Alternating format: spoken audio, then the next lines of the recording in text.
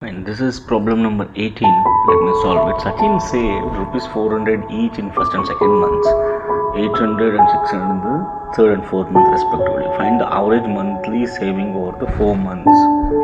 So we know that is average is equal to sum of observation divided by number of observation, right? So now number of observation is going to be how much?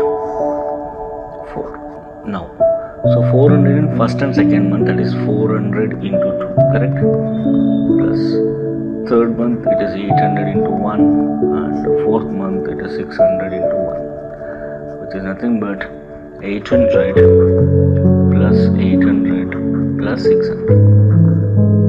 that divided by 4. Now 800 is 1600 plus 600, this is nothing but 2200 divided by 4. Now simplify it. 4 ones are 4 5s are 20, so 2 again 4 5s are.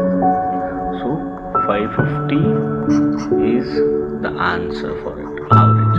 That is average monthly savings over the 4 months of Sachin is 550.